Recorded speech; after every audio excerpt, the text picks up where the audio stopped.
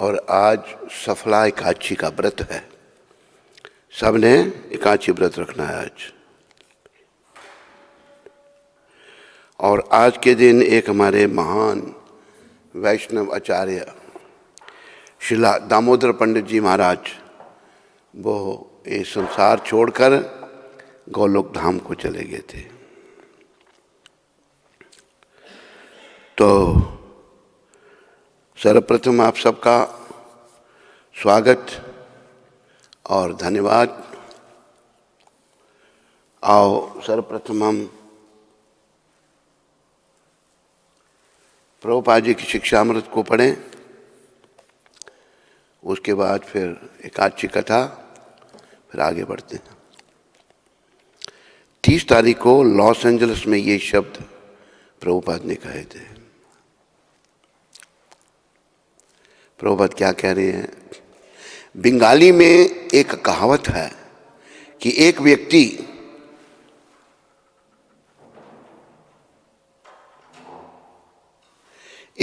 जानना चाहता था कि गांव में कितने चोर हैं, और जब उसने जांच शुरू की तो पाया कि प्रत्येक व्यक्ति चोर है। इसी प्रकार इस संसार में आप किसी के पास भी जाइए, सब भगवान से ईर्ष्या करते हैं। तो एक बड़ी दूर की बात प्रभुपाद समझाने का प्रयास कर रहे हैं हम सबको। उदाहरण दिया प्रभुपाद जी ने, व्यक्ति ने जानना चाहा कि गांव में कितने चोर हैं।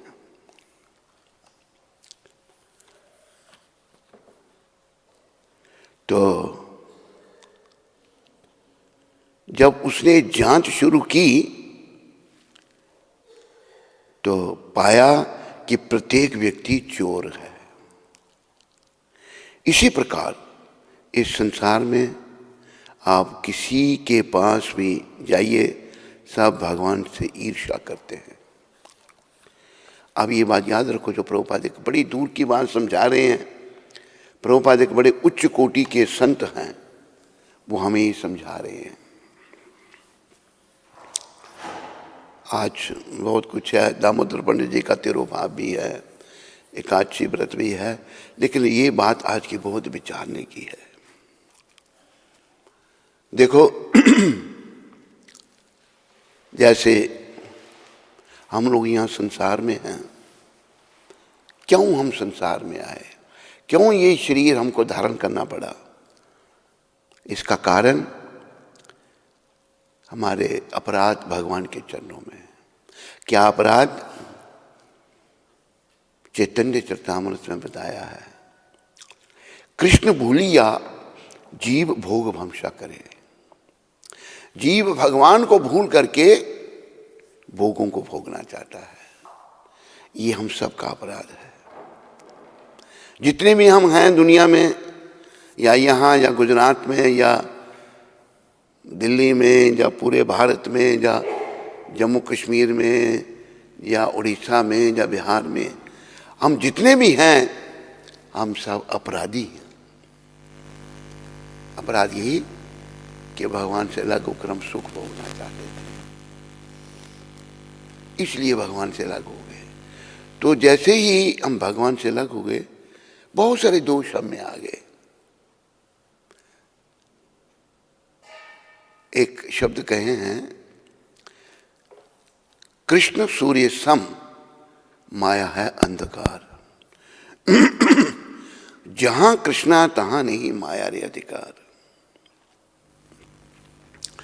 जब हम कृष्ण के उन्मुख हैं, कृष्ण के साथ हैं, तो अंधकार, अंधेरा, यानी कि माया, अंधेरे की तुलना माया से की है, माया की तुलना अंधेरे से की है। तो ये अंधकार, अंधेरा नहीं आ सकता, ये माया नहीं आ सकती। तो जैसे ही हमने भगवान से अलग होकर सुख भोगना चाहा, पतन हो गया यहाँ पर। ये तो माया का राज्य है। ये संसार जो है ये उन लोगों के लिए है जो भगवान से विमुख हैं, जो उन्मुख हैं वो नहीं। पर इस संसार में रहते हुए ये प्रभुपाद जैसे महान वैष्णव समझा रहे हैं, भगवान भी समझा रहे हैं, यहां रहते हुए हम इस संसार से बाहर रह सकते हैं। इस दुख रूपी संसार से हम इसमें रहते हुए है, ये अंधकार है ये, पर इसमें रहते हुए हम इससे बाहर रह सकते हैं। वो कैसे? उदाहरण दिया है कमल का फूल का। कमल का फूल पानी में कीचड़ में पैदा होता है। कमल का पत्ता बहुत बड़ा होता है तो फूल भी बड़े सुंदर। कमल का फूल पानी में रह रहा है, कीचड़ में रह रहा है, पर उसका उससे कोई संपर्क नहीं। अगर उसके पत्ते पर पानी की बूंद गिर जाती है, उसको गीला नहीं कर सकती। पत्ता थोड़ा सा हिलेगा, बूंद नीचे गिर जाएगी। इसी प्रकार हम इस संसार में रहते हुए इससे बाहर रह सकते हैं। ये एक जो बात आज की शिक्षा में प्रभुपाद ने कही है, इसका मनन करो, इसको जीवन में धारण करो, बार बार इसका ध्यान करो। हम इस संसार में रहते हुए इससे बाहर रहे। जैसे बहुत बड़ा उदाहरण प्रभुपाद जी का, वो इस संसार में है पर इस संसार से बाहर है। कैसी एक बात उन्हीं की कृपा से मेरे ध्यान में आई, कैसे हम पतित लोगों से वो डील करते थे, हमसे कैसे डील करने की क्या हुई हिंदी, व्यवहार, क्या था व्यवहार उनका था। ये उनकी उपस्थिति में भी उन्हीं की कृपा, गौरनीता की कृपा, परंपरा की कृपा और जगन माता राधा रानी और कृष्ण की कृपा से मैं समझ पाया था ये भाई ये एक बड़े उच्च कोटि के संत हैं। अब जैसे एक घटना घटी मॉन्ट्रियल में, वहां प्रभुपाद जी लेक्चर कर रहे हैं। देखो हम लोग जो संसार में खोए हैं ना, वो प्रभुपाद जी की बातों को नहीं समझ सकते, क्योंकि उनका स्तर बहुत ऊंचा है, हमारा स्तर बहुत निम्न है। जैसे अंग्रेजी में कहा है साउथ पोल और नॉर्थ पोल। एक माता ऑडियंस में से कहती है उन लोगों को तो शर्म कुछ है नहीं। मैंने लोग बड़े उत्सुक होते हैं कनाडा जाने के, अमेरिका जाने के, क्या रखा है वहां पर? कनाडा, अमेरिका, यूरोप सब नरक का द्वार, बस यही भारत ही बचा है। पर इस पर भी उन दुष्टों ने बड़ा, जो लोग नारकीय लोग थे जो नरकों में सड़ रहे हैं, देखो जो जैसा है ना वो दूसरे को वैसा ही बनाता है। बीच में एक प्रभुपाद कृपा से मुझे बात याद आई, कहीं भूल जाऊं तो मुझे याद दिला देना। मैं जम्मू में था, जम्मू में एक गद्दी है, राजाओं की बनाई हुई गद्दी। मंदिर का नाम है रघुनाथ मंदिर। करोड़ों की संपत्ति उसके साथ है, राजाओं ने वो मंदिर बनाया था। तो दो भाई उनके महंत थे, एक ने वो मंदिर संभाल रखा था, एक ने और बड़ी प्रॉपर्टी संभाल रखी थी। देखने में साधु भेष हैं, जैसे भी देव संयोग से या दुर्भाग्य से सौभाग्य से दो में से एक के साथ मेरा संपर्क हो गया। उसने मुझे बाग दिखाए, संतरों के बाग, संतरे लगे हैं दुनिया भर के संतरों, बड़ा पैसा, दुनिया राजाओं के दिए हुई उनको संपत्ति। तो उसने क्या किया, महंत है वो, उसका भाई शायद छोटा है, ये बड़ा भाई है, दोनों महंत हैं, दोनों ने करोड़ों की संपत्ति को संभाल के रखा है। संभाल के रखा, मैं उसके मालिक की समझो, मालिक तो भगवान है। तो इसने क्या किया, मैं उसके साथ हूँ, अपनी संपत्ति दिखा रहा, देखो ये संतरे के बाग हैं, ये है ये है। पर वो सच्चाई सामने आ जाती है। एक बड़ी समझने की बात है यहां से, जो जैसा दूसरे को वैसे ही बनाने का प्रयास करता है, उसे मेरे सामने सामने भंग जो है ना, भंग को क्या कहते हो गुजराती में? भांग। भंग और भांग एक ही चीज है। भांग नहीं तो भांग, भंग कहते तो फर्क है कुछ? तू यार कितनी प्रोनाउंसिएशन करता है? जब भा है या भा है, पर एक ही समय तो जागेंगे ना, एक ही चीज है, शब्द एक ही चीज है, ज्यादा चतुर नहीं बनो। तो भांग वो घोटने लगा, महंत बड़ा करोड़पति साधु वेश में, उसमें और भी कुछ चीजें डाली, उसने घोटी, जब उसके आदमियों ने घोटी, चेले चांटे बहुत थे उसके, घोंट के उसने जो बनाया तो 2 गिलास भरे, 1 गिलास अपने लिए भरा, एक मेरे पास रख दिया। मैंने तो भांग का सुन रखा है, भांग का नशा बड़ा बेकार होता है, पर नशा होता है उसका बड़ा। बीच में थोड़ा सा हंसा दूं मैं आपको।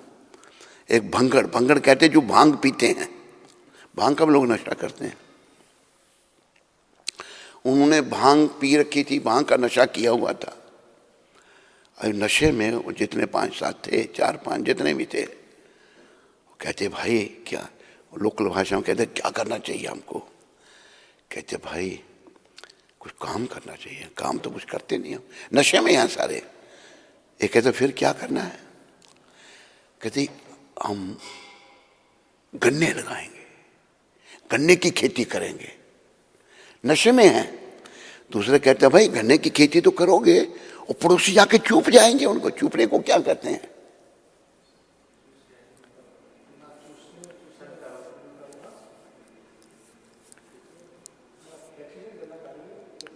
उसका मतलब रस चूसते हैं ना, समझ आ रही नहीं?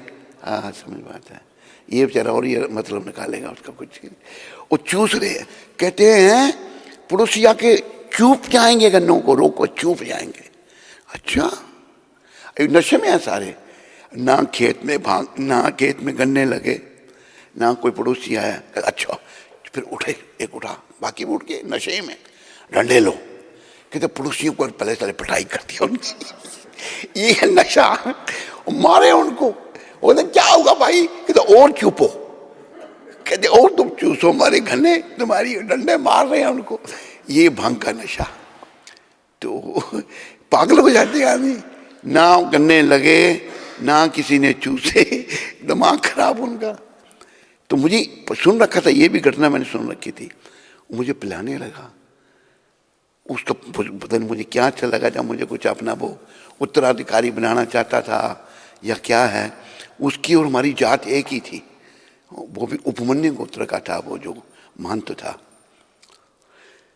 मैंने कहा नहीं, भंग का नशा हम कोई नशा नहीं करते, हमारे गुरु जी की कृपा। मैंने कहा हम तो चाय भी नहीं पीते। नहीं पियो, पीछे ही पड़ गया मेरे, हे भगवान। लेकिन गुरु की कृपा में डटा, मैंने ये नहीं पिएंगे हम।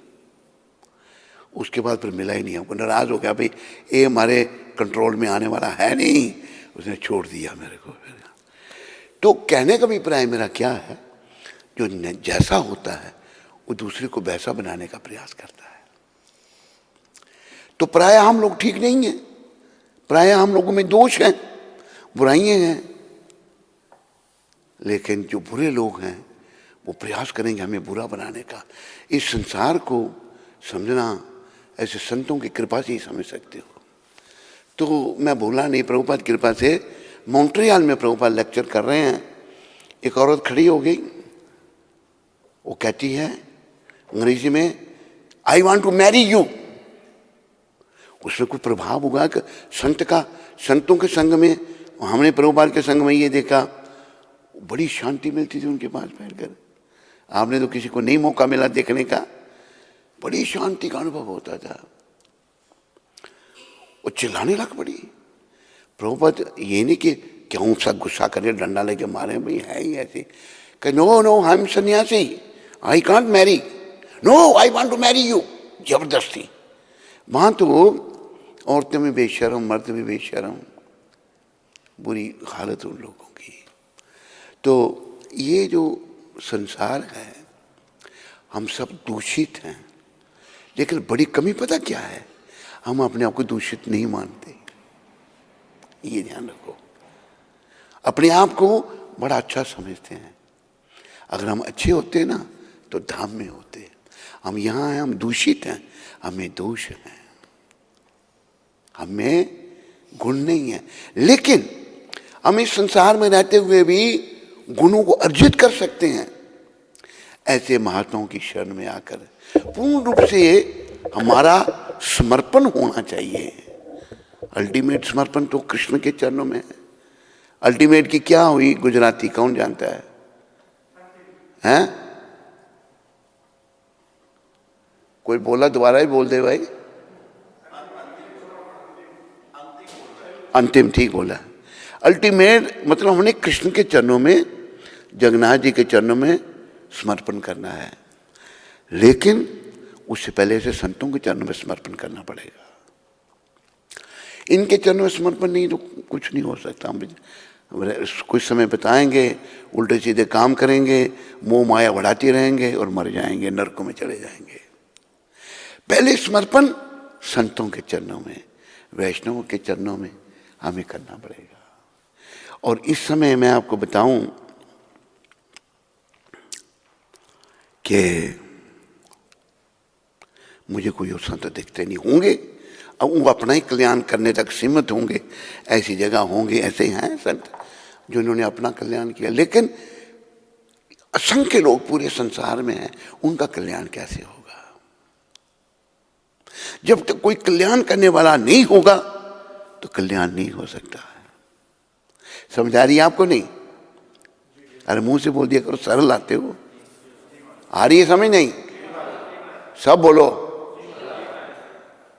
तो ऐसे संत समझाते हैं।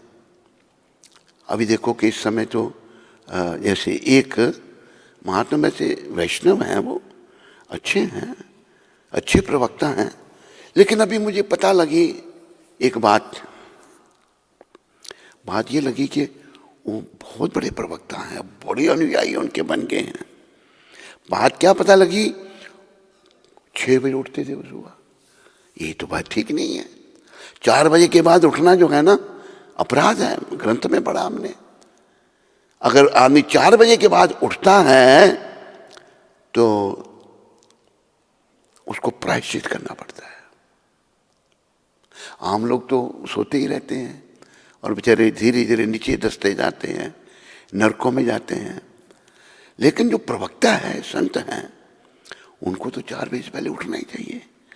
तो मुझे उनके अनुयायी या उनके साथ उनका संपर्क, उन्होंने बताया कि वो भी अभी 4 बजे उठने लग पड़े, अभी उठने लग पड़े हैं। मैंने कहा पहले नहीं उठते थे, ऐसा क्यों? और मैंने प्रभुपाद जी के साथ रह के देखा, 2 बजे उठते थे। क्या करते थे? 2 बजे उठ के डंडे बजाते थे। अनुवाद, ये जो पुस्तकें इतनी हैं, इन्होंने तो दी हमको, और इतनी मेहनत की हम और आप, हम उस स्तर पर ही नहीं है कि इनकी मेहनत के बारे में, इनकी तपस्या के बारे में हम सोच सकें।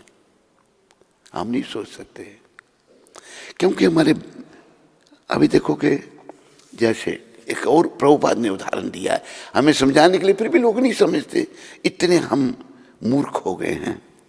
प्रभुपाद जी ने उदाहरण दिया है एक डॉक्टर फराग का। कुएं में एक मेंढक है, उसको डॉक्टर फराग कहा प्रभुपाद जी ने। कुएं एक मेंढक है, तो एक मेंढक जो है बाहर से आ जाता है, समुद्र से आ जाता है एक मेंढक, वो कुएं में गिरता है। वो कुएं के मेंढक को कहता है, भाई बहुत बड़ा जलाशय है, बड़ा पानी है। वो कुएं का मेंढक कहता है, कितना? इससे दुगना। कहता नहीं, वो अनुमान ही नहीं लगा सकता कि समुद्र का पानी कितना है। कुएं का तो सीमित पानी है या नहीं है? सरल आ दिया करो भाई, सीमित है, थोड़ा है।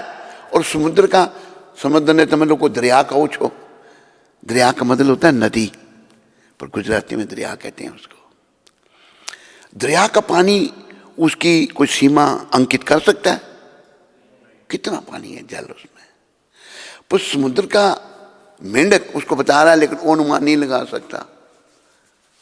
और प्रभुपाद बताते जो गला फैलाता अपना कितना बड़ा होगा, गला फैलाता उसका गला ही फट जाता है और मर जाता है वो। तो हम अनुमान ही नहीं लगा सकते महान संतों का, महान वैष्णवों का।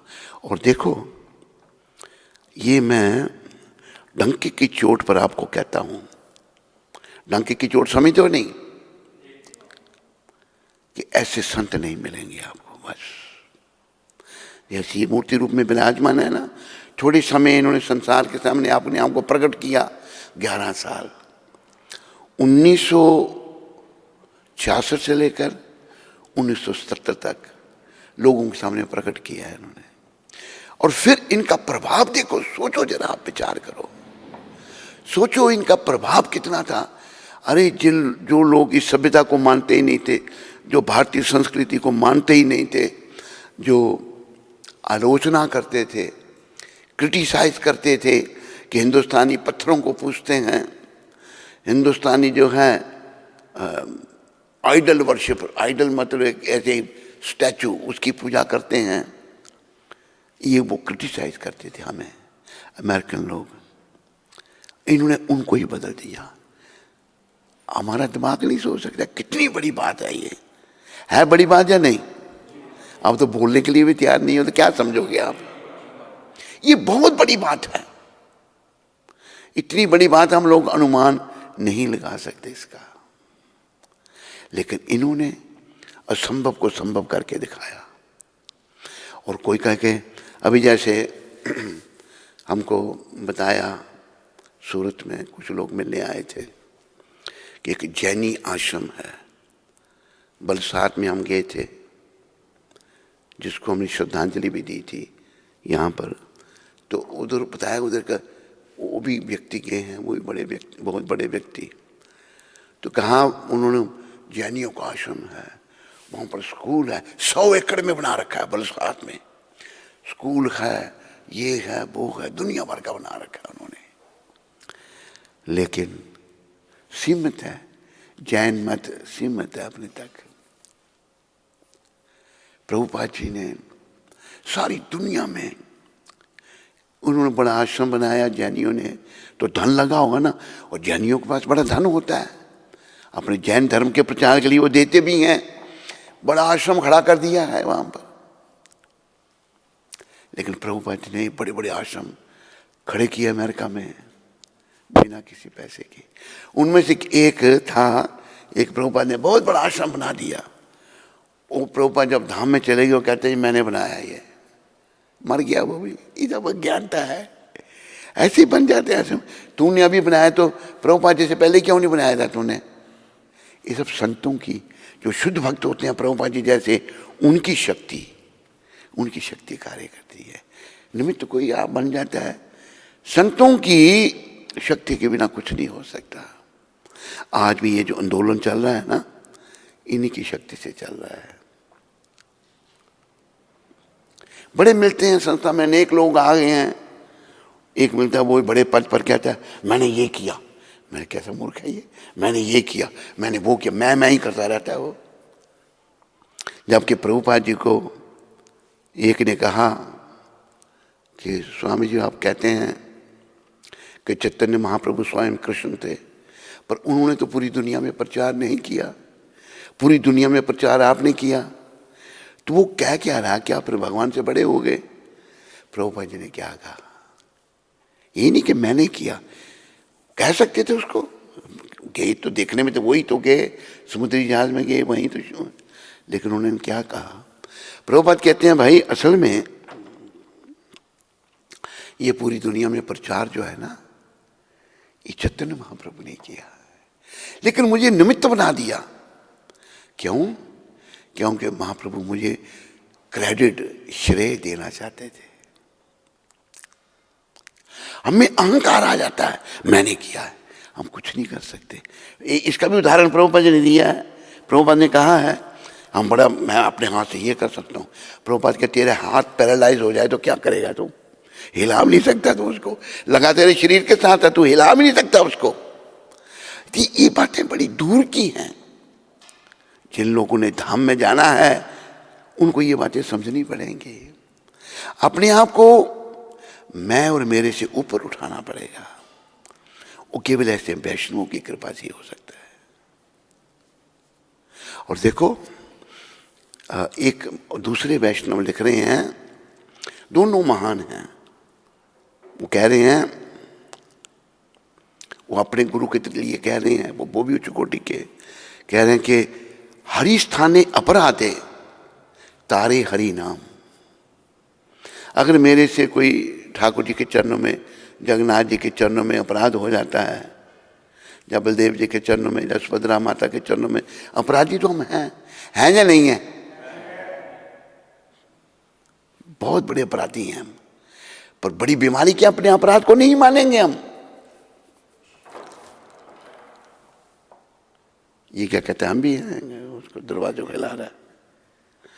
हम सब अपराधी हैं, हम अपने आप को अपराधी मानने के लिए तैयार नहीं हैं। लेकिन एक वैष्णव दूसरे को कह रहे हैं कि हरि स्थाने अपराधे तारे हरि नाम, तोमा स्थाने अपराधे ना ही परित्राण।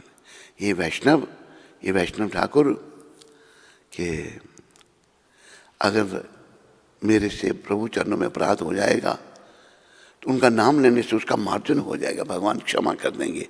लेकिन मेरे से अगर आपके चरणों में अपराध हो गया तो उसका परित्राण नहीं। ये भजन मैं सुना देता हूँ, बड़ा जरूरी भजन है ये।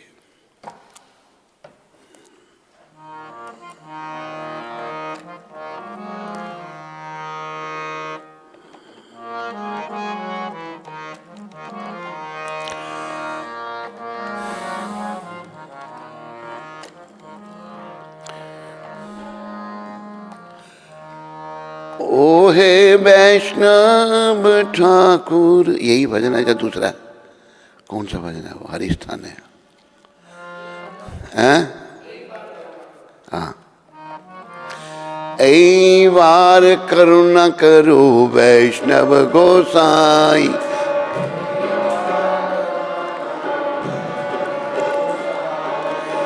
पतित पावन तोमा बिना के हो नाही।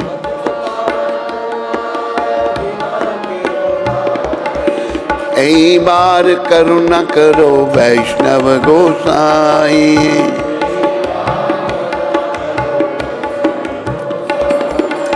याहरा निकट गेले पाप दूर जाए,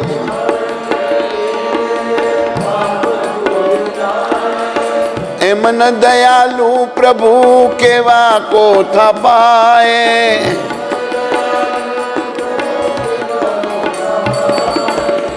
ऐ वार करुणा करो वैष्णव गोसाई,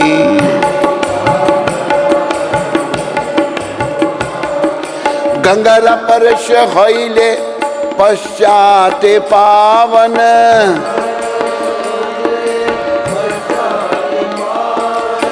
दर्शने पवित्र करो ऐ तो मार गुण।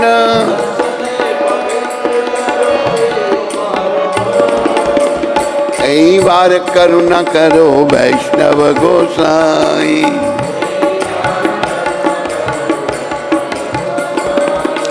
हरि स्थाने अपराधे तारे हरि नाम,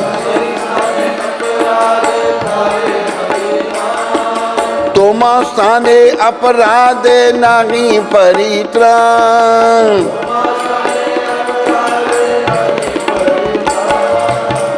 ऐ वार करुणा करो वैष्णव गोसाई,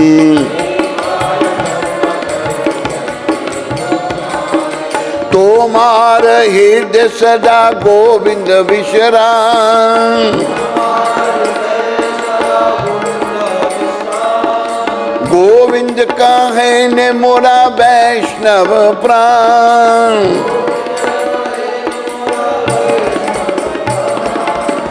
ऐ वार करुणा करो वैष्णव गोसाई,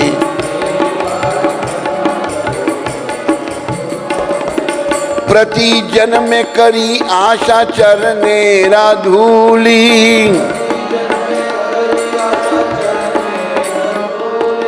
न रो तुम्हें नरोत्तम में अपना राग बोली, अपना नरोत्तम में करो दया, अपना राग बोली नरोत्तम। कई बार करुणा करो वैष्णव गोसाई,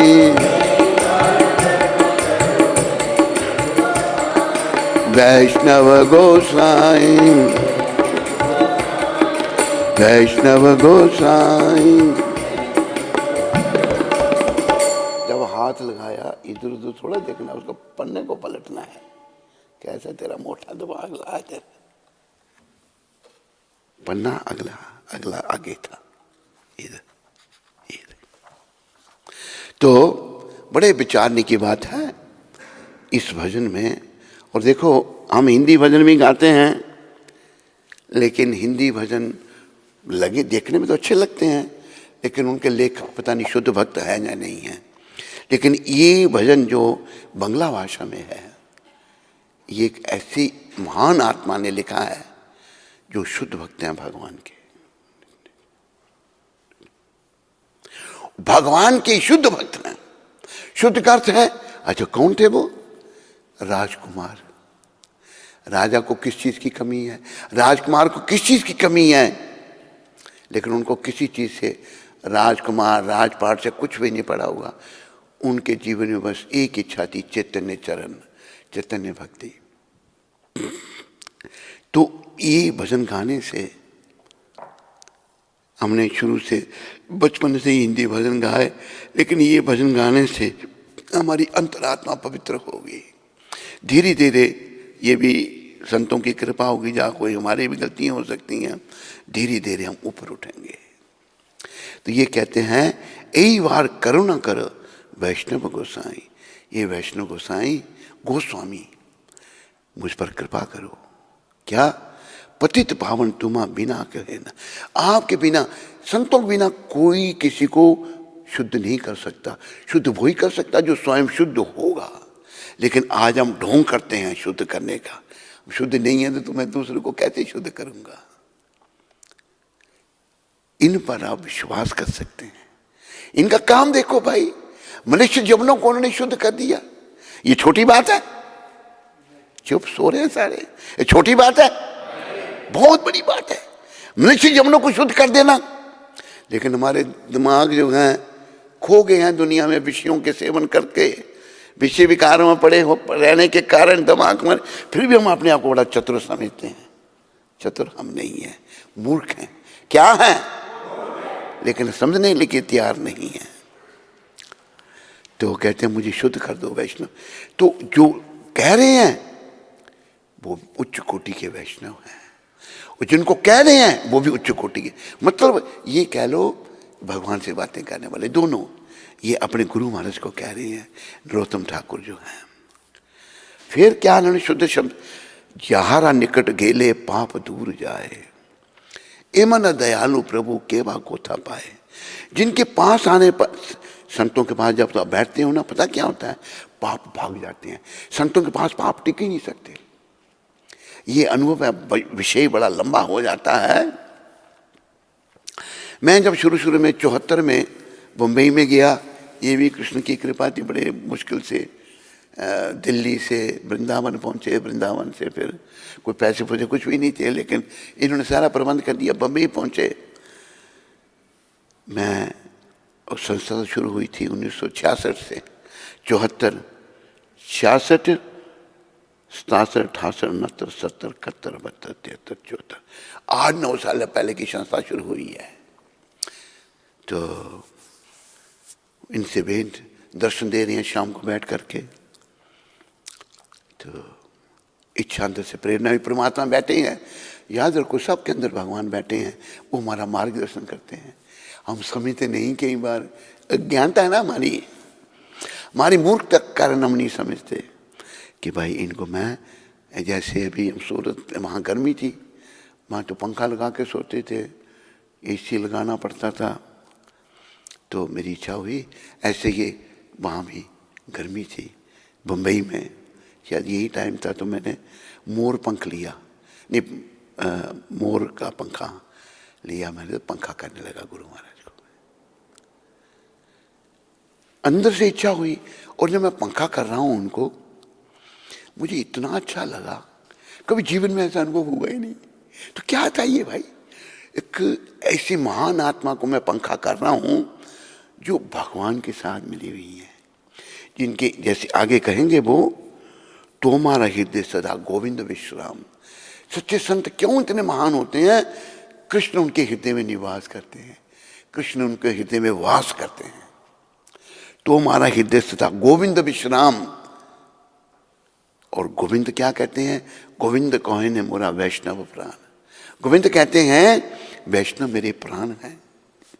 ये क्योंकि वैष्णव ही विष्णु भगवान को, कृष्ण भगवान को पा सकते हैं, और कोई नहीं, कोई धर्म, कोई मत नहीं पा सकता। याद रखो, केवल वैष्णव धर्म, जो फिर से हम पतित कलयुग के लोगों के लिए कृष्ण भगवान ने बड़ी कृपा करके, राधा रानी ने बड़ी कृपा करके, गौ नेता ने बड़ी कृपा करके ऐसे अपने अनन्य भक्त भेज दिए, और जिन्होंने इतना कष्ट उठाकर ये आंदोलन स्थापित कर दिया, सबको मौका दे दिया।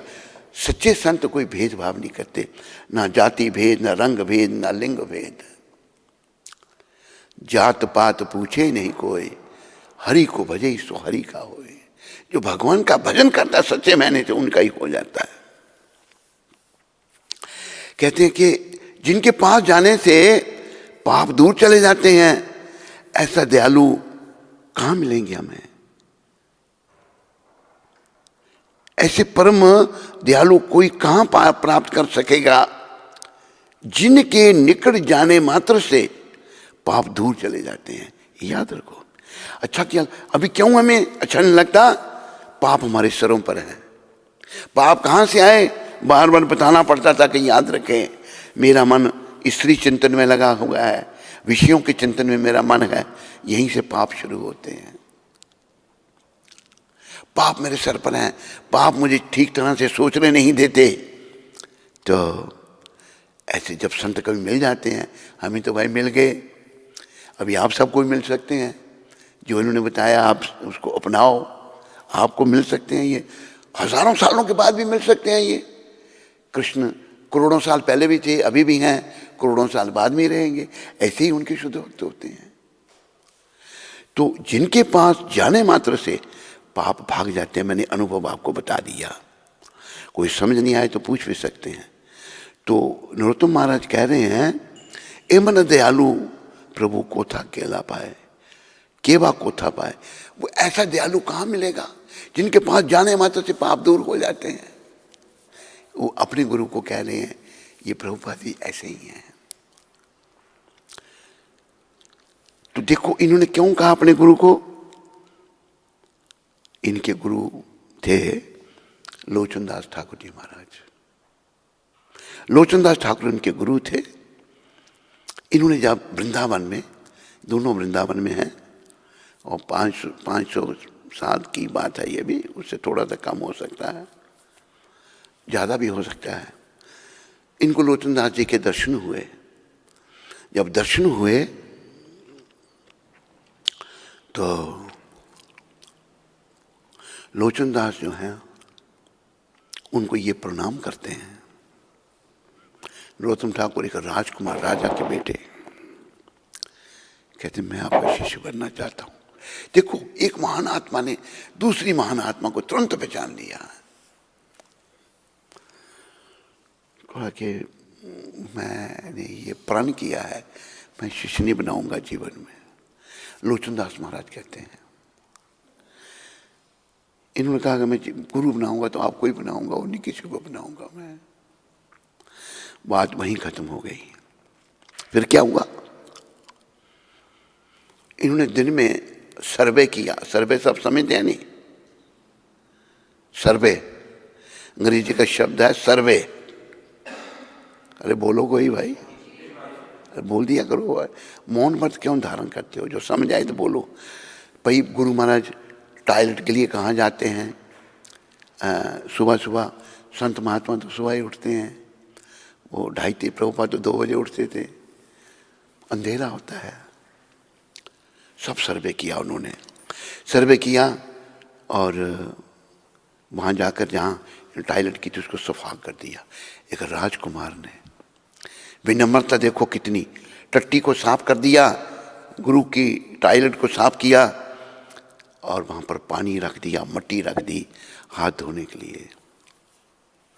दूसरे दिन लोचनदास महाराज आए, उन्होंने पानी भी इस्तेमाल किया वहाँ पर और वहाँ पर मट्टी का इस्तेमाल भी किया। 1 साल तक वो रोज टॉयलेट साफ करनी, रोज पानी रखना, रोज मट्टी रखनी। तो एक दिन श्रीला लोचनदास महाराज उच्च कोटि के वैष्णव सोचने लगे, भाई कौन है ये चोर जो रोज सेवा चुरा रहा है, रोज पानी भी रख देता है, मट्टी भी रखता है और मुझे पता ही नहीं है। एक दिन वो सुबह टॉयलेट वगैरह करने के बाद, हाथ धोने के बाद वो आगे जाके छिप गए। उसी टाइम वो आए, नरोत्तम ठाकुर जी महाराज सफाई करने लग पड़े अंधेरे में ही। अंधेरे में देख कुछ नहीं रहा, लेकिन अभ्यास हो जाता है आदमी को। आके उन्होंने हाथ पकड़ लिया, कौन है तू? रोते रोते उनके चरणों में गिर गए। आपका पति सेवक नरोत्तम, नरोत्तम तुम एक भंगी का महतर का काम करते हो? कहते मैं तो आपके महतर के भी योग्य नहीं हूं। देखो कहां राजकुमार, कहां भंगी। तो क्या हुआ, इस बात ने लोचनदास जी को स्तब्ध कर दिया। वो कितना प्रामाणिक शिष्य है, कितनी श्रद्धा की है। थोड़ी देर सोचते रहे लोचनदास जी महाराज, अच्छा मैं तुम्हें दीक्षा दे दूंगा। एक ही शिष्य बनाया उन्होंने। लोचनदास महाराज का एक ही शिष्य था, श्री नरोत्तम। ये जो गुरु वंदना हम गाते हैं ना, ये नरोत्तम ठाकुर की लिखी हुई है। जो इतनी श्रद्धा जिनकी गुरु के चरणों में थी, हमारी भी श्रद्धा इनके चरणों में जागृत हो तो तभी हमारा कल्याण होगा। अगर श्रद्धा जागृत नहीं होगी तो कैसे कल्याण होगा। फिर कहते गंगारा परिश हाइले पश्चाते पावन। अब गंगा में जब स्नान करते हैं ना, तो बाद में गंगा माता पवित्र करती हैं, लेकिन गुरुदेव आप कैसे हैं, दर्शने पवित्र करो यही तुम्हारा गुण। आपके दर्शन मात्र से जी पवित्र हो जाता है। कोई कहे मैंने भी किए थे, मैं तो पवित्र हुआ नहीं। अरे तेरे पाप इतने हैं, तेरे पापों ने तेरे को पवित्र होने नहीं दिया, ना ही तूने पवित्र होने की इच्छा की। तू इसी में खोया रहा कि मैं बड़ा महान हूं, मैं बड़ा विद्वान हूं। कैसे तुम। और देखो एक बात और प्रभुपाद जी ने कही, बड़ी जरूरी बात। उन्होंने कहा विदेशी लोग क्यों भक्ति में आ गए, जो कि बड़े पतित, एक और की 10-10, 15-15 पति, एक पति की 10-10, 15-15 औरतें, एक को रखा, दूसरी को रखा, तीसरी, ये उनका जीवन है।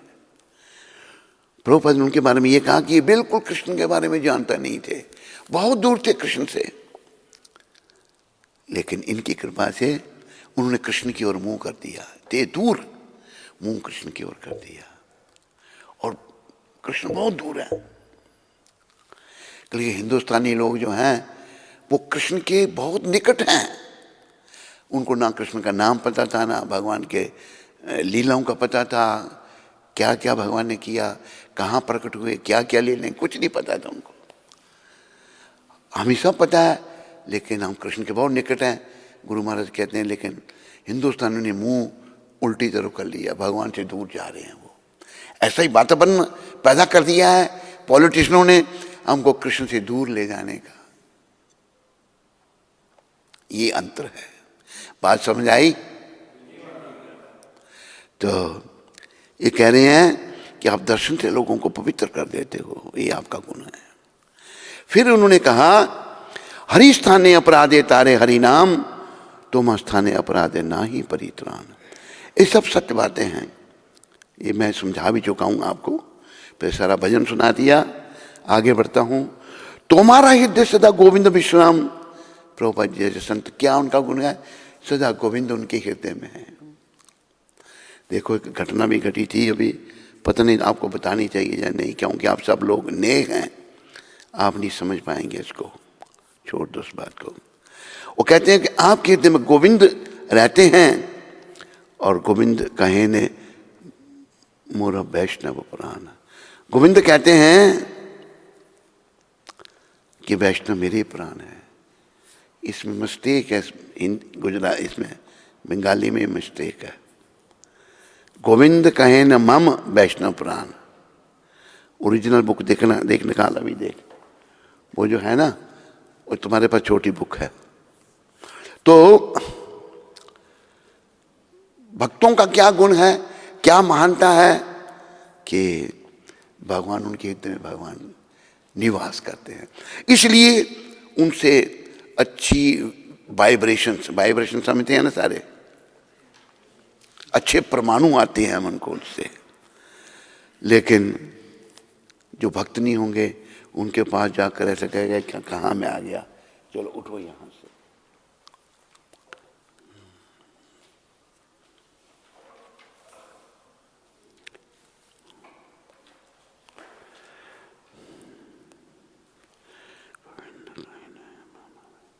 इसने भी मम्मी है, पता नहीं यही सही है जब मैं गलत हूं।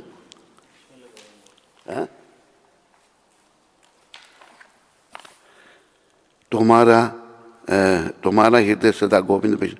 गोविंद कहे ने मोरा वैष्णव, मोर शब्द है वैसे इस पुस्तक में मोर लिखा है, मम नहीं है, एक जगह ठीक है। तो भगवान कहते हैं जब हम सच्चे भाव से भगवान को याद करते हैं ना, भगवान भी याद करते हैं, पर भाव ही मेरा सच्चा नहीं है तो कैसे भगवान मेरे को याद करेंगे। मेरा भाव तो खोया हो गया संसार में, मैं मोह माया में फंसा हुआ हूं।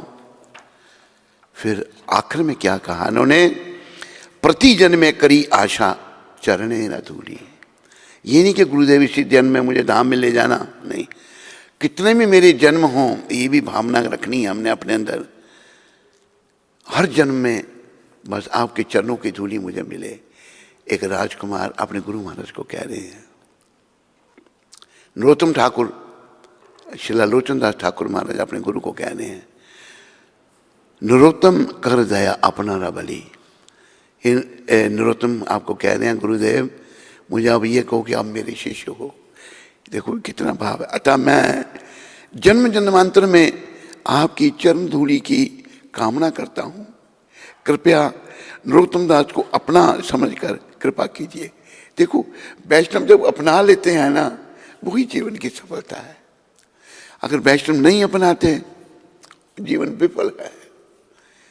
ये परम वैष्णव है जिन्होंने सब पर कृपा की, कोई भेदभाव नहीं किया।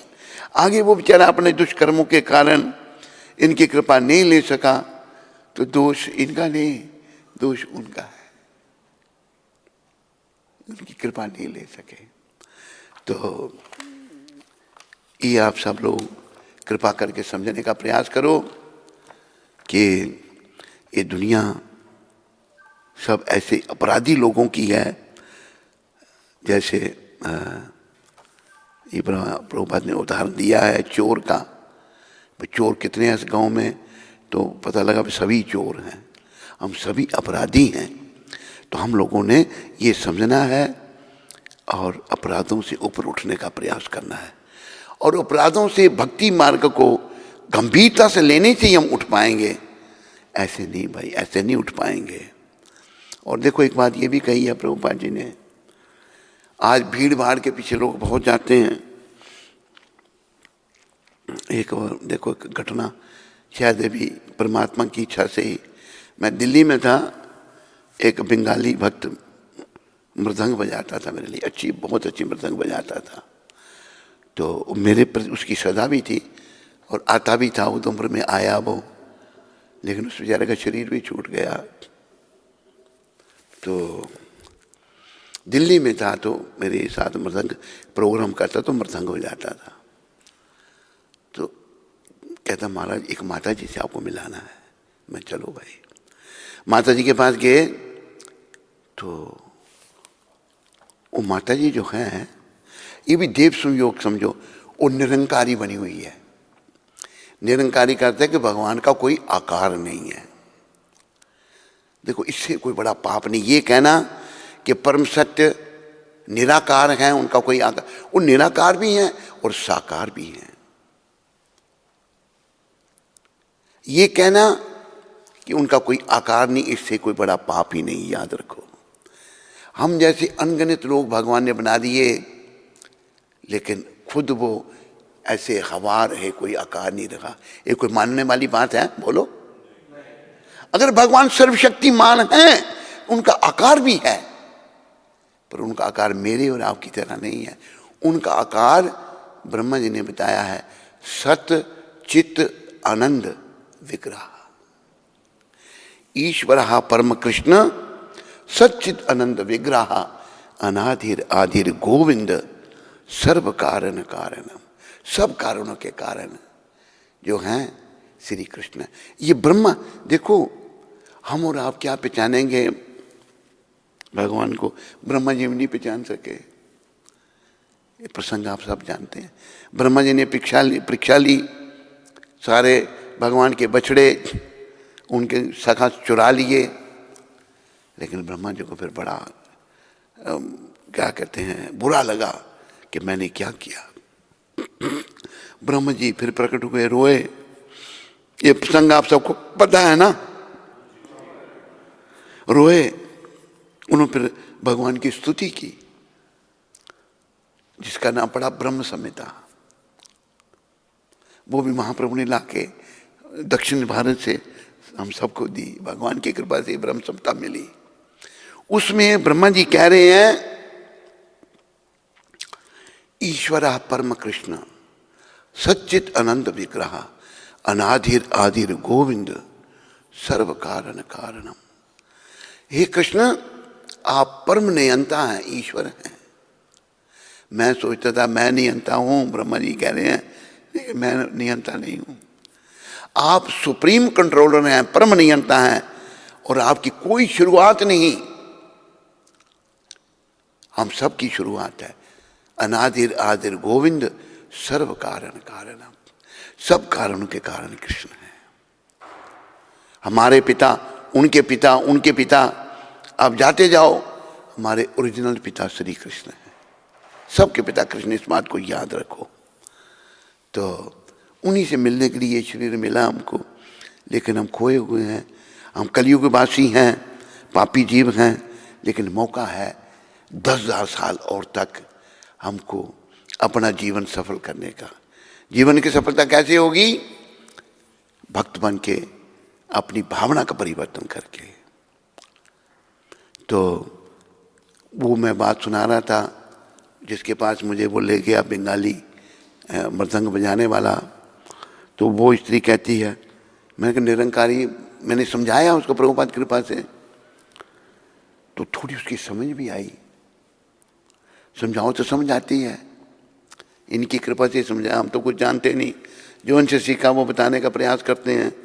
कभी बताने में कमी भी हो सकती है, हमारे में कमियों से तो हम भरे पड़े हैं। तो मैंने उस माता को कहा कि तुम क्यों ऐसा कर रही हो? उसका उत्तर क्या था, इसलिए मैं बात सुना रहा हूं। कहते बहुत लोग जाते हैं उनके पास, आए लोग वहां जाते हैं, यहाँ भीड़ भाड़ हो। निरंकारियों का जब लगता है, दिल्ली में कैंप लगता है, पता नहीं गुजरात में घुस गए हैं मुझे नहीं, सब जगह उनके, पंजाब में हैं, यूपी में हैं। जब कैंप लगता है तो क्या बताऊं, लाखों लोग, कहते बड़े लोग जाते हैं उनके पास। आए लोग कहाँ जाते हैं? जहाँ भीड़ भाड़ है। और प्रभुपाद ने कहा है कि मुझे भीड़ भाड़ नहीं चाहिए, मुझे करोड़ों सितारे नहीं चाहिए, मुझे एक चंद्रमा चाहिए। ये प्रभुपाद ने इच्छा व्यक्त की है। एक चंद्रमा सितारों में कितना अच्छा दिखता है। सितारों की तो कोई वैल्यू है ही नहीं बेचारों की, थोड़ी थोड़ी लाइट उनमें है। चंद्रमा की लाइट इतनी होती है, रोशनी इतनी होती है। तो हमें चंद्रमा बनना है, भीड़। फिर वो माता क्या कहती है, उसको प्रभुपाद कृपा से कुछ समझ आया, तो कहती है कि मेरी माँ तो कृष्ण भक्त थी, अंदर गए कृष्ण की मूर्ति ले आई, माँ मर गई अब उसकी। मैंने कहा तेरी माँ कृष्ण भक्त, तू वहाँ क्या करेगी निरंकारियों के पास जाकर? पर भीड़ भाड़ बहुत है, बहुत लोग जाते हैं। ये देखो कलयुग की हालत, हम लोगों की पहचान ये है, जहाँ भीड़ भाड़ है वहाँ चल पड़ेंगे। क्या है? भीड़ भाड़ को भेड़ चाल भी कहा है। भेड़ चाल क्या है? भेड़ चाल है, भेड़े हैं, 1000 भेड़े हैं, और दिन में उनको चरने के लिए ले जाते हैं, घास चरने के लिए, और फिर शाम को उनको एक गोदाम में बंद कर दिया जाता है, बहुत बड़ा गोडाउन। मेरी बातें समझ आ रही है नहीं आ रही? बड़े गोडाउन में तो एक भेड़ आगे जाती है, बाकी सब पीछे पीछे चली जाती हैं।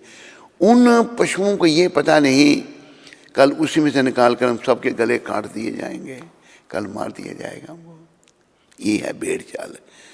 पशुओं में तो है, मनुष्य में भी भेड़ चाल हो गई है या नहीं हुई या नहीं? बोलो। बड़े लोग जाते हैं, उस औरत से यही तो सीखा कि उससे बहुत लोग जाते हैं। फिर मैंने कहा मूर्ति मेरे को, कहते नहीं नहीं यही नहीं दूंगी। थोड़ी उसको अटैचमेंट उससे है, लेकिन निरंकारियों के चक्कर में फंस गई है। इस चक्कर इतने भी देखो कि निरंकारियों का जो बाबा था कनाडा में, उसका एक्सीडेंट हुआ, बुरी तरह मरा वो, और अपनी औरत को बना गया अभी लीडर वो। ये जो मरा एक्सीडेंट में, क्यों बड़ा अपराध है ये। एक्सीडेंट में जो मरा, इसका बाप पहले गुरु था बंबई में, तो उसने कुछ सिखों के खिलाफ कहा था।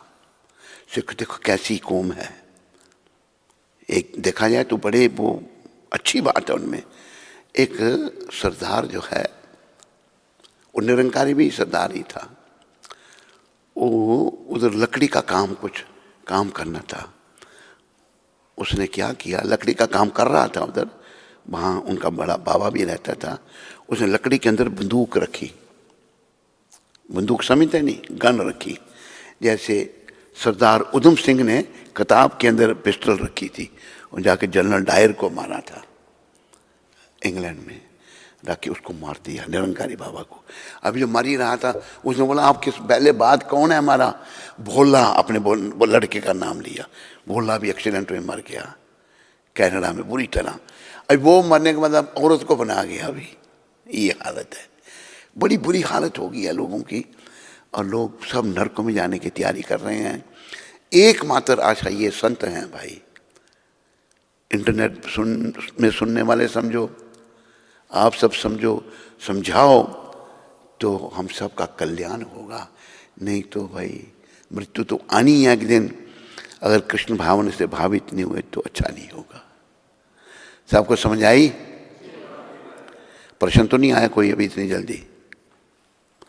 हैं बाद में, ठीक है। तो आज हमारे आचार्य शिला दामोदर पंडित, आज उनका तिरोभाव है। पहले ठहर जाओ। दामोदर पंडित भी, उनका भी जीवन आप सुनो। अभी ये भी याद रखो भक्तों का संग कैसे होगा।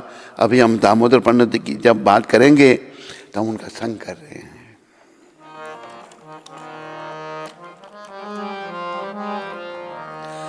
ये अनिलो प्रेमा धन करुणा प्रचुर, ये अनिलो प्रेम। सारे बोलो। ये भजन भी नरोत्तम ठाकुर का लिखा हुआ है। बड़े महान आचार्य थे नरोत्तम। ये अनिलो प्रेम धन करुणा प्रचुर,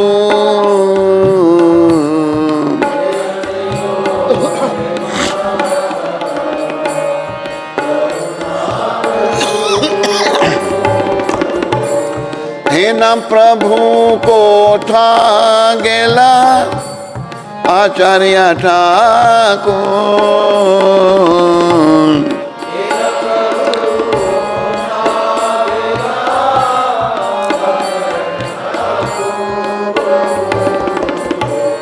कहा मोरा स्वरूप रूपा, कहा सनातन, कहा मोरा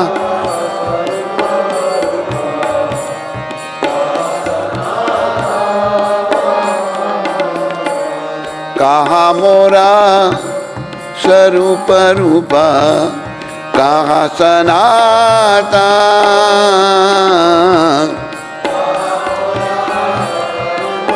रूपा।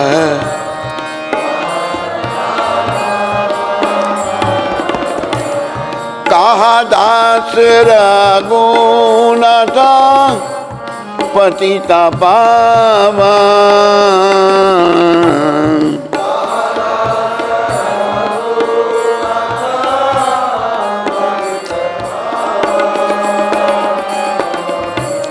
कहा मोरा भाट युगा, कहा कबीरा, कहा मोरा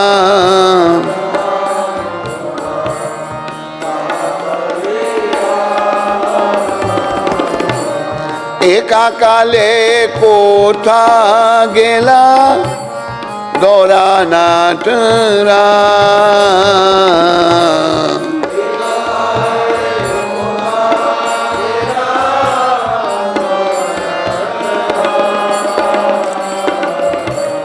पाषाणे कुटीबो माथा, अनिले पाशिबो,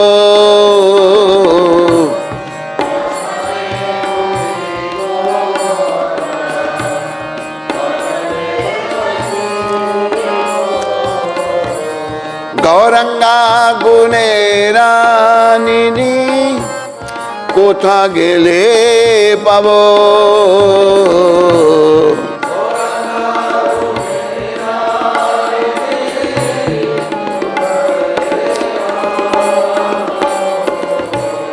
शैशवा संगीरा संगे ये कोई लो विला, शैशवा संगीरा संग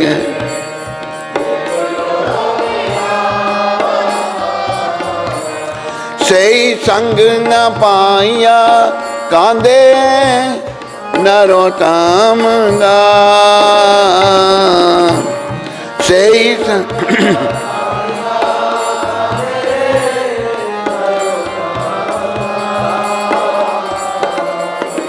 ये अलीलो प्रेमादान करुणा प्रचुर,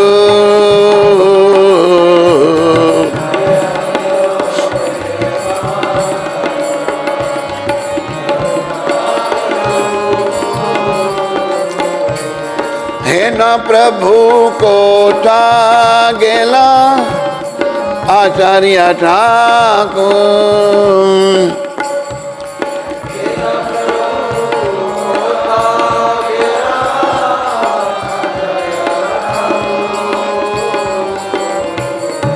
जय आचार्य ठाकुर, जय दामोदर पंडित, जय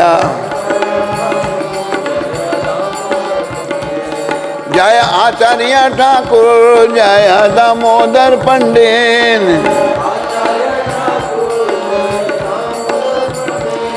जय आचार्य ठाकुर, जय आचार्य ठाकुर, जय दामोदर पंडित, जय दामोदर पंडित।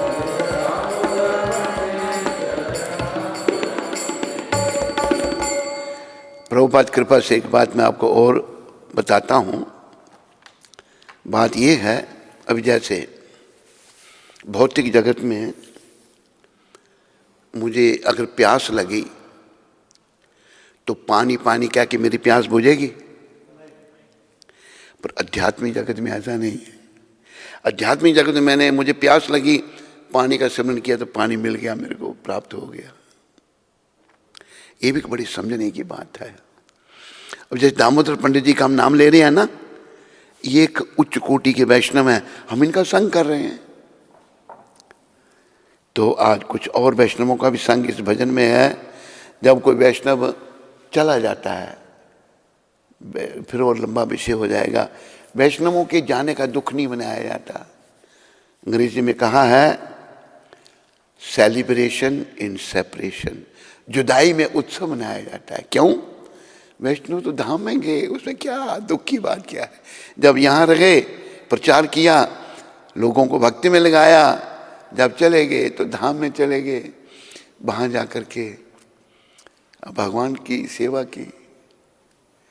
लेकिन संसारी लोगों जब जाते हैं तो दुख ही मनाने की बात होती है। दुख क्या, बेचारा जब जीवित था तो पाप कर्म ही करता रहा, रोने की बात है। अब नरक में गया है तो दुख की बात है। तो श्रील नरोत्तम ठाकुर पुस्तक लिखी थी प्रार्थना, प्रार्थना पुस्तक में से ये है, जो अपराकृत प्रेम यानी कि आध्यात्मिक प्रेम का धन लेकर आए थे तथा जो करुणा के भंडार थे, ऐसे श्रीला श्रीनिवासाचार्य ठाकुर कहाँ गए। इनके संगी थे ना ये, उनको याद कर रहे हैं श्रीनिवास ठाकुर को। मेरे श्रील स्वरूप दामोदर और श्रील रूप गोस्वामी कहाँ हैं, श्रील सनातन कहाँ हैं, पतित पावन श्रील रघुनाथ दास कहाँ हैं। सभी महान आत्मा है। मेरे श्रील रघुनाथ भट्ट और श्रील गोपाल भट्ट कहाँ हैं, और श्रील कृष्णदास कबीराज कहाँ हैं। महान नर्तक श्री श्री गौरांग महाप्रभु एकाएक कहाँ चले गए। भावना देखो उनकी, मैं अपना सर चट्टान में मारकर फोड़ डालूंगा और अग्नि में कूद पड़ूंगा, सभी दिव्य गुणों के निधि स्वरूप श्री श्री गौरांग महाप्रभु को मैं कहां पाऊंगा। श्री श्री गौरांग महाप्रभु एवं उनके साथ लीला करने वाले संगियों का संग ना पाकर नरोत्तम दास मातर रो रहा है। नरोत्तम दास रो रहे हैं। ये कुछ उनके सामने जो वैष्णव गए थे, पर कोई भी वैष्णव जब जाता है, दामोदर पंडित बाद में गए, तो ये भजन गाया जाता है उनकी स्मृति में। आओ अभी हम दामोदर पंडित का संग करें। दामोदर पंडित कैसे महान वैष्णव थे।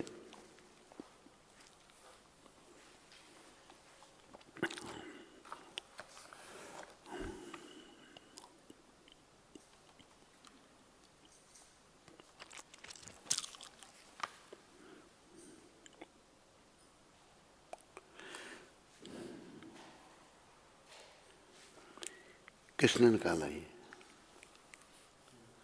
दामोदर पंडित है ही नहीं इसमें। ये जो फ्लैप रखा,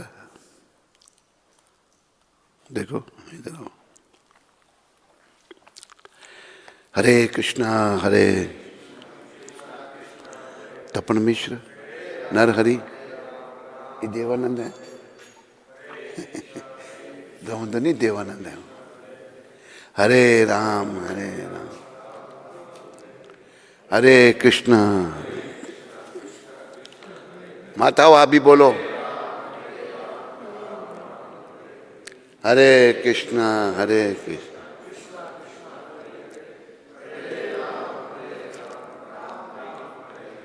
हरे कृष्णा कृष्णा राम हरे राम, हरे कृष्णा। दामोदर पंडित उसी में होगा, द में ही होगा, नहीं है?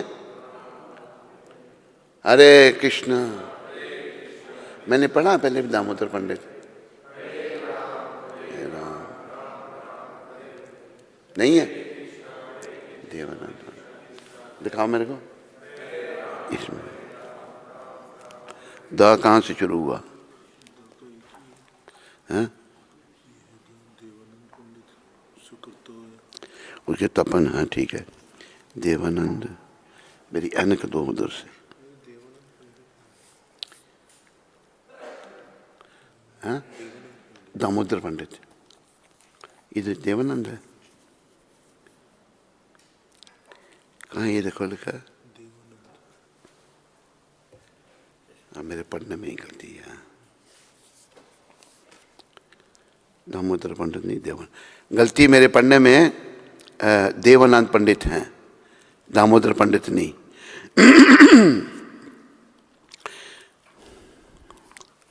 देवानंद पंडित जी का संग करेंगे अभी हम। श्री चैतन्य लीला के समय कुलिया में वास करते हुए श्री देवानंद पंडित ने श्रीमद् भागवत का व्यावसायिक पाठ किया जो मायावाद दर्शन से कलुषित था। ये भी देखो एक विचारने की बात है, विचार करना ही पड़ेगा। लोग भागवत का पाठ करते हैं लेकिन उसमें मायावाद की वो देते हैं, अपनी पुट देते हैं, वो ठीक नहीं। जैसे यहाँ वर्णन आ रहा है कि दे थोड़ा कम दिख रहा है, जैसे यहाँ पर वर्णन आ रहा है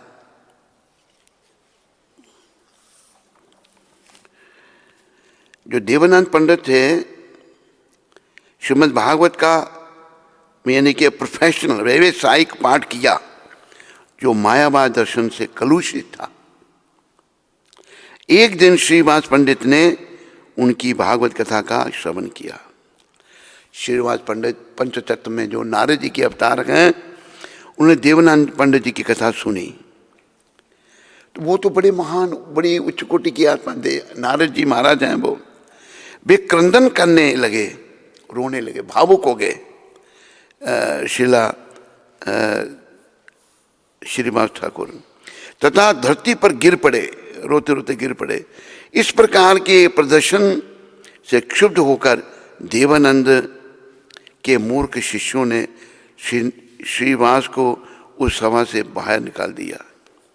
अभी देखो ये पहचान की बात यहाँ आती है। जब पहचान नहीं होगी ना तब महान वैष्णवों को नहीं पहचान सकते। ये सब शिक्षाप्रद बातें हैं। देवानंद पंडित जो है वो मायावादी थे, भागवत में मायावाद की व्याख्या दे रहे हैं, लेकिन श्रीवास महान वैष्णव हैं। श्रीवास ठाकुर के घर से ही एक चैतन्य आंदोलन शुरू हुआ था। बाल नमाई, बाल रूप में भगवान वहीं जाके कीर्तन करते थे, वहीं सारे अपने भक्तों को कृष्ण रूप में भी दर्शन दिए, विष्णु रूप में भी दर्शन दिए। मैं ही कृष्ण, मैं ही विष्णु, मैं ही राम। एक बार निमाई जब छोटे थे जाके विष्णु के सिंहासन पर बैठ के मेरा अभिषेक करो, सब चकित, ये तो निमाई तो स्वयं कृष्ण है, ये सब भागने लगे। श्रीवास कहते हैं जाओ सच्ची माता को ही बुलाओ। वो कहती हैं हम उनके बेटे को ले जाते हैं, नचाते हैं, देखो उनका बेटा, हम उसको नचाते हैं जब वो हमें नचाता है, आओ आके देखो। देखा तो सच्ची माता ने देखा मेरा बेटा तो कृष्ण है। दंडवत की, प्रणाम किया, दंडवत प्रणाम माँ ने अपने पुत्र को, लेकिन भगवान ने देखा नहीं उनकी तरफ। तो शायद यही घटना जो दूसरी घटना भी हो सकती है। तब अद्वैताचार्य ने कहा महाप्रभु आपकी जननी आपको प्रणाम कर रही है, आपने उसको आशीर्वाद नहीं दिया, ये मेरे आशीर्वाद के योग्य नहीं है। ये मेरे भक्तों का उपहास करती थी, कहती थी ये मेरे को नचाते हैं, ये है वो। प्रभु ये वात्सल्य भाव था उनका। भगवान ने अच्छा, वात्सल्य माँ का भाव है ना बेटे के प्रति। चरण कमल भगवान ने सच्ची माता के सर पर रख दिया। सच्ची माता के सर पर चरण रख, जाओ तुम्हारे अपराध क्षमा हो गए सारे। तो भगवान स्वयं कृष्ण है, निमाई कृष्ण है, इसमें कोई संदेह नहीं। लेकिन श्रीवास जो अनन्य भक्त हैं वो मायावादी की कथा में भी गए, लेकिन वहाँ भी भावुक हो गए। प्रसंग तो वही है ना, बोलने वाला मायावादी है, शुद्ध भक्त पर इसका क्या असर होगा, लेकिन जो शुद्ध भक्त नहीं है उन पर बुरा असर होगा, उन पर मायावाद का असर हो जाएगा। मायावाद का अर्थ है भगवान के शरीर को माया का बना हुआ समझना। मेरा शरीर माया का बना हुआ है, हम सब का शरीर माया का बना हुआ, ये नश्वर है, ये तो आग में जल जाएगा या इसको धरती में रख दिया जाएगा। लेकिन भगवान का शरीर मायावाद नहीं, भगवान का शरीर माया से नहीं बना हुआ है। भगवान का शरीर मैंने जैसे बताया आपको, सच्चित आनंद विग्रह, ईश्वर परम कृष्ण सच्चित आनंद विग्रह, अनाधिर आदिर गोविंद सर्व कारण कारण। तो मायावादी इसलिए उनको कहते हैं वो भगवान के शरीर को माया का बना हुआ कहते हैं। उनके अंदर भाव कुछ जागृत नहीं होता। देवानंद के जो शिष्य थे भागवत तो सुन रहे हैं, लेकिन उनको कोई पता नहीं कि ये श्रीवास जो हैं ये उच्च कोटि के वैष्णव हैं, वो नहीं समझ सके। उनको बाहर जब कर दिए तो बहुत बड़ा अपराध हो गया। जब वो गिर पड़े, इस प्रकार के प्रदर्शन से शुद्ध होकर देवानंद के मूर्ख शिष्यों ने श्रीवास को उस सभा से बाहर निकाल दिया। अपने शिष्यों के इस दुर्व्यवहार का मूक अवलोकन कर, जब देखो गुरु ने जब देखा उनके शिष्यों ने निकाल दिया, उनको भी अपराध लग गया, देवानंद पंडित को भी अपराध लग गया। मूर्ख शिष्यों के श्रीवास को उस सभा से बाहर निकाल दिया। अपने शिष्यों के इस दुर्व्यवहार का मूक अवलोकन कर देखा, देवानंद के मत हाथी अपराध किया, अर्थात भगवान चैतन्य के इस शुद्ध भक्त की निंदा का अपराध किया। ये भी बड़े विचारने की बात है। प्रिय बंधुओं, देवानंद के जो शिष्य थे वो गुरु की तरह, गुरु मायावादी है। मायावादी जो वो उसमें भागवत मायावाद डाल रहा है, वो अपनी कहते मेरे विचार में आ जाए, तेरे विचारों की कीमत क्या है। जैसे एक औरत बीच में बात आती है, पंजाबन बड़ी प्रचारक है वो, और कहती हैं कृष्ण भगवान नहीं है क्योंकि उन्होंने जन्म लिया, जो जन्म लेता है वो भगवान नहीं है। अरे भगवान कुछ भी कर सकते हैं, जन्म भी ले सकते हैं, बिना जन्म के भी आ सकते हैं। ये सब भगवान की लीलाएं हैं। वो अपने आप को बड़ा महान समझती है। ऐसे ही इन लोगों की मतलब भरमार है। ये लोग अपराध करके सब नरकों में जा रहे हैं और बहुत सारों को साथ ले जा रहे हैं। लोगों को पहचान तो है नहीं, ये ठीक है या गलत है। जैसे एक बहुत बड़ा भागवत का प्रचारक था, वो भी मायावादी था, लाखों लोग उसके पास जाते थे। उसका एक अनुयायी मिला हमको, कहते वो वहाँ पैसे नहीं लेते थे, ठीक बात है, लेकिन वो थे मायावादी। एक बहुत बड़ा विद्वान 3 साल से हमें ढूंढ रहा था, प्रभुपाद कृपा से हमारे पास आया, वो सूरत में, शायद उसको ही मिलना था, इसलिए जाने का प्रोग्राम बना। कहते मैं 3 साल से आपको ढूंढ रहा था। उसने कहा अपने गुरु के बारे में, मैंने उनसे भागवत से किया। मैंने कहा वो तो मायावादी थे। वो ज़्यादा बोला नहीं, उसने बस गुरु आपको धारण करना है मैंने। तो देवानंद के शिष्य भी वैसे ही। तो जब एक महान वैष्णव को, श्रीवास ठाकुर को, देवानंद के शिष्य धक्का मार के बाहर निकाल दिए, क्योंकि वो बेचारे भावुक हो गए। वो मूर्ख क्या समझे, उनके अंदर भाव तो है नहीं, मायावादी हैं। मायावादियों के अंदर भाव नहीं जागृत हो सकता, याद रखो। मायावादी कृष्णेर अपराधी। जो मायावाद है, भगवान को निराकार कहता है, वो बहुत बड़ा अपराध कृष्ण के चरणों में करता है। वो बेचारा जन्म मरने के चक्कर में ही भटकता रहता है। तो क्या समझें, वो राकर उनको बाहर कर दिया। तो अपराध उसको, उसने भी कुछ नहीं कहा। देवानंद ने कथा कर रहा है, वो कहना चाहिए था भाई तुम लोग क्यों करे, छोड़ो, ये शुद्ध भक्त है। लेकिन खुद भक्त नहीं है, वो मायावादी है, तो क्या भक्त को पहचानेगा।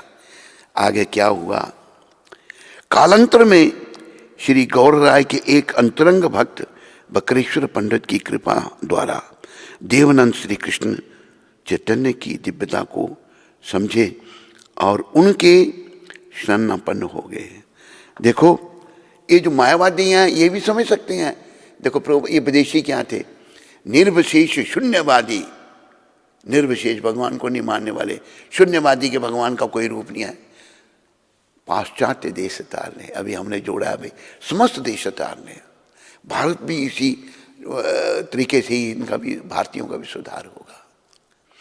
तो वही देवानंद जो हैं, समय बीतने पर क्या होगा, कालांतर में गौर राय के एक अंतरंग भक्त, दूसरे भक्त थे बकरेश्वर पंडित की कृपा द्वारा देवानंद श्री कृष्ण चैतन्य की दिव्यता को समझे। तो दूसरे महान वैष्णव की, बकरेश्वर पंडित भी परम वैष्णव हैं, उनकी कृपा देवानंद पर हुई और उन्होंने भी महाप्रभु की महानता को समझा और उनके शरणापन्न हो गए, उनकी शरण में आ गए। भगवान ने उनका अपराध क्षमा कर दिया तथा उन्हें भक्ति का वरदान दिया। वे कृष्ण लीला में भागुरी मुनि के रूप में सेवारत हैं। तो देखो, ये मायावादी भी वैष्णव बन सकते हैं। आपको मैं वाराणसी में प्रकाशानंद पंडित थे, जिनके अनुयायी थे 10,000, सब ब्राह्मण। प्रकाशानंद मायावादी सन्यासी एक दंडी, हम भी सन्यासी, हमारे 3 दंडियाँ होती हैं, त्रिदंडी सन्यासी। तो वहाँ भगवान आए, बड़ी आलोचना करते थे प्रकाशानंद, लेकिन एक ब्राह्मण की कृपा, महाराष्ट्र के ब्राह्मण थे। लंबी बात है, मैं छोटी करके आपको सार बताता हूँ। वो उन्होंने सुना महाप्रभु की आलोचना करते हुए प्रकाशानंद को, तो रोए, भगवान प्रभु हम आपकी आलोचना नहीं सुन सकते, हम मर जाएं, इससे अच्छा है। और प्रकाशानंद कहता है, चैतन्य की भाव काली यहाँ नहीं बिकेगी। भगवान कहते हैं, गौर राय कहते हैं, अगर मेरी भाव काली यहाँ नहीं बिकेगी तो मैं बोझ उठा के वापस थोड़ा ले जाऊंगा, उल्टा सीधा यहीं बेच के जाऊंगा। तो महाराज ने समझ गए, वो भी भक्त थे, शुद्ध भक्त, कि अभी इनका भी उद्धार होगा। तो क्या हुआ मेरे प्यारे हरिभक्तों, माताओं, जब भगवान वृंदावन प्रकट करके जा रहे थे, ये वृंदावन महाप्रभु की देन है, याद रखो इस बात को। महाप्रभु जब जा रहे थे, फिर वापस वाराणसी में गए, तो उधर उन्होंने फिर गोष्ठी रख दी थी उस महाराष्ट्र ब्राह्मण ने प्रकाशानंद जी के साथ। और महाप्रभु कितनी विनम्रता की मूर्ति हैं। भगवान आए, 10,000 सन्यासी बैठे हैं और गुरु बैठे हैं बहुत ऊंचे सिंहासन पर। भगवान ने पहले आके सबको प्रणाम किया। ये भगवान मायावादियों को प्रणाम कर रहे हैं, हमें शिक्षा देने के लिए, विनम्र बनो। तुम में अगर अहंकार है तो तुम भगवत प्राप्ति नहीं कर सकते। अहंकार से तुम्हें भगवान नहीं मिलेंगे। सबको प्रणाम किया। परमपिता परमेश्वर श्री कृष्ण चैतन्य महाप्रभु ने अपने चरण धोए और वहीं गंदी जगह बैठ गए। प्रकाशानंद ने देखा, भगवान तो तेज के पुंज, तेज निकल रहा है उनके शरीरों से, भगवान है वो। प्रकाशानंद आए, कहा, आप हमारी संप्रदाय के सन्यासी हैं, हमारा संग क्यों नहीं करते? नहीं कहते, मैं एक पतित हीन संप्रदाय का सन्यासी हूँ। भारतीय संप्रदाय को हल्का समझ गया है। सरस्वती तीर्थ आदि वो ऊंची संप्रदाय बताए, इसमें ये 10 प्रकार के सन्यासी होते हैं, 10 नामी। तो आओ हमारे पास में बैठाया, वार्तालाप हुआ। हिस्ट्री है, प्रकाशानंद और 10,000 उनके शिष्य सभी वैष्णव बन गए। सब ने त्रिपुंड पहनते, ऐसे लगाते थे, उर्दपुंड लगा दिया, जैसे तिलक लगाया हमने।